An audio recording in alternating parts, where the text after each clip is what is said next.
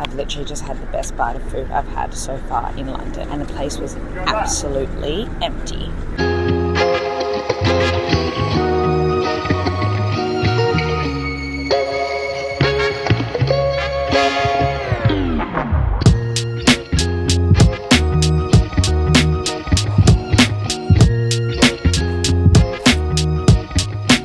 Alright guys, we are here in London, and by we I mean me because I am solo on a work trip. During this week I'm not really, unfortunately, going to be able to delve into the food scene too much, but it is Sunday afternoon. I've just arrived after a very heavy weekend of eating and drinking in Oxford. I know that London is a huge melting pot of different cuisines and cultures, so after a very meat heavy pub adjacent weekend, we ate in a lot of pubs. I'm looking for something a little bit spicy, a little bit more Asian inspired. So I've got two places in mind, and this will be probably the last meal I'm gonna be able to talk about until this week of work is over. So I want to make it a good one. I'm gonna walk there and enjoy this beautiful sunlight.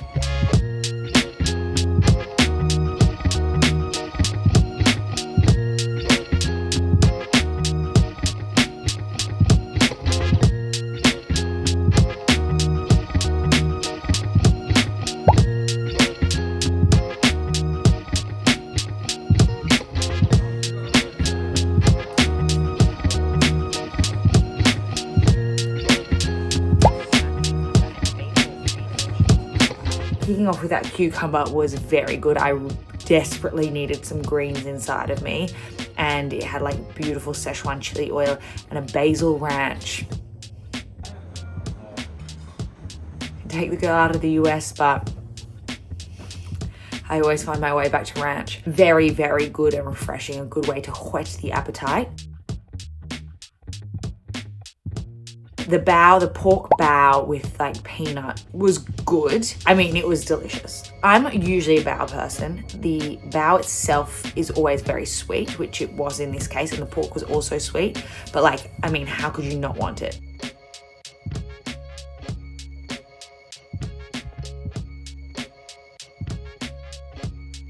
My favorite part though was dipping the leftover bao in the basil ranch.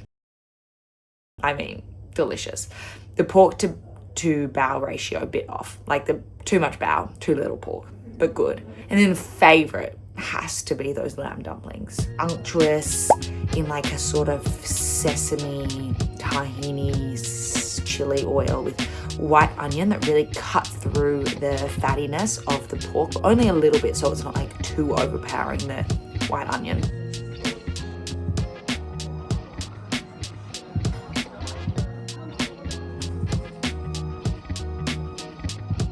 How I found that place, I'm staying in Shoreditch, and I went on the Michelin website actually, typed in Bib Gourmand or suggested restaurants, which are like the cheaper ones, filtered to £1 sign and put my area in, and that bao place came up.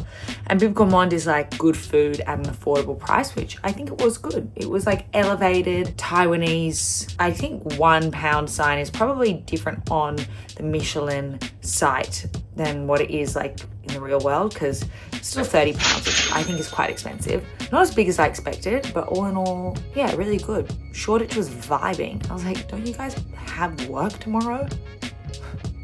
Anyway, I'm back in my tiny, tiny little hotel room where I'm using the safe as clothes storage. And I'm gonna call it a night now. I'm exhausted and I have a huge week of work. So let's see what I can squeeze in throughout this week of work. Otherwise, I'll see you on the other side on Saturday.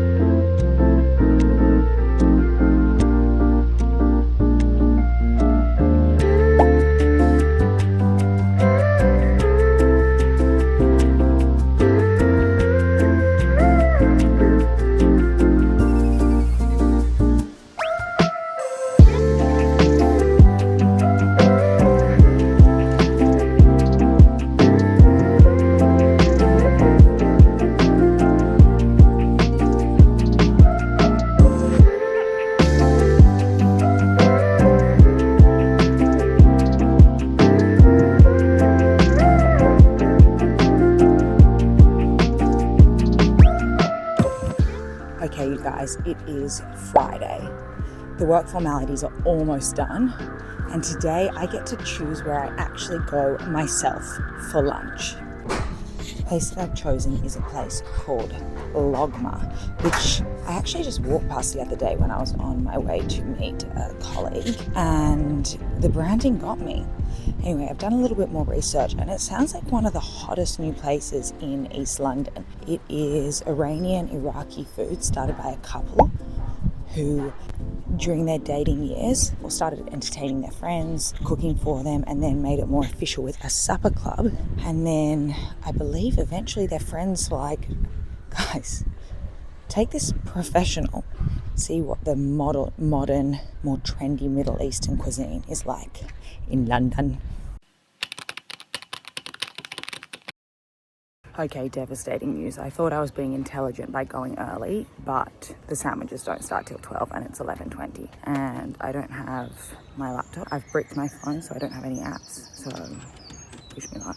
Okay, so considering I have nothing else to do for the next 40 minutes, I thought I would give the proper overview of this place. They have two main sandwiches, the kofta and aubergine. I think I'm gonna get the aubergine, which isn't as viral, but I think sometimes the veg stuff can't hide anywhere. You know, it can't hide behind the juicy meat. And I'm definitely gonna have to get one of those delicious buns that I just got a sneak peek of. But apparently the sandwiches actually weren't their initial intention. When they opened up, they didn't have cutlery or plates or anything like that. So they actually had to kind of stuff things in bread as a means to serve food. And from then on, it went viral. So it must be pretty good. And yeah, I'll report back.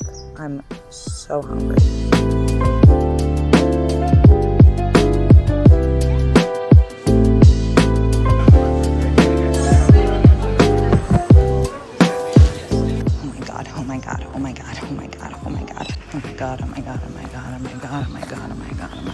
I've just got to say, I wasn't into it. The lining up, ridiculous. I'm not into a line ever. The ordering experience, one of the most gorgeous, pleasant ordering experiences I've ever had. People calling you by your first name, the guy making the sandwich calling you by your first name, and asking me about myself, where are you from, what brought you here, making my sandwich quick, efficient, but delightful. This looks unbelievable. I also got the very last tahini bun, because there were so many when I got there earlier. Okay, I'm going in. I got the aubergine, obviously.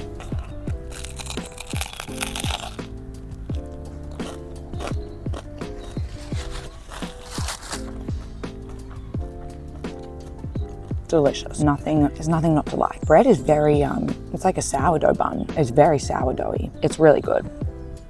I don't know if I would line up longer than I lined up for it, just because there is so much good food in this city. Oh, okay, that bite was... I actually don't know what's in this, except for the aubergine. I think that's like fermented whey, which is like the protein in milk, I read somewhere. Very zingy, lots of pickles throughout. The chili sauce, I mean, all that it says on the menu is aubergine and kofta, but it's really good. Eggplant is creamy, that sort of meaty texture that eggplant can get when it's cooked. The spices throughout are strong. Some sort of flavors I don't think I've ever tasted before. I don't know what it is. I don't know if it's the fermented whey or the pickles or red sauce. This is really great content for me. I have no idea. They didn't have anything on the menu. I don't know what's in it, but it's a really, really decent sandwich. The bread also so sour, like proper sourdough. Okay, I'm gonna finish this. I'll report back with the tahini bun. Okay, one very interesting thing about this sandwich is it's getting like remarkably better the further you go down, which is often the opposite of what happened. You guys, the bottom of this sandwich is like literally one of the most delicious things I've ever eaten. It's like nutty with tahini. The herbs are so floral and delicious. And it's just a perfect little morsel of food. Overall vibe of Logma, amazing. Like I said, I probably waited about 20 minutes. It was a really pleasant experience. I know that London, like New York, has a real culture for lines.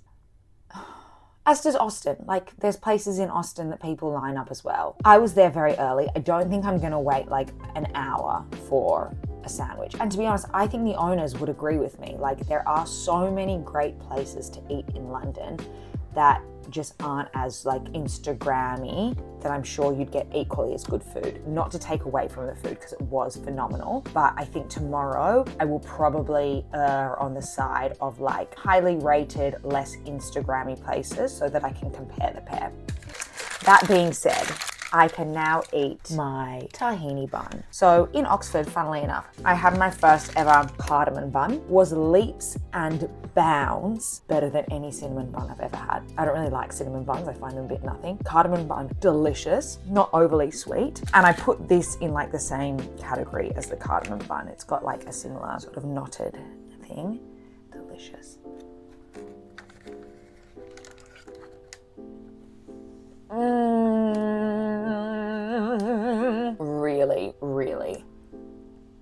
Really good. Not overly sweet at all. Tahini like throughout the entire thing. I like the taste of tahini. It's a tiny bit bitter at times, on par with the cardamom bun in Oxford. Cardamon's probably got a little bit more spice, a little bit more interesting, but this is unbelievable. I wasn't gonna eat the whole thing because I do have dinner tonight, but I don't know. Let's see when I can stop myself.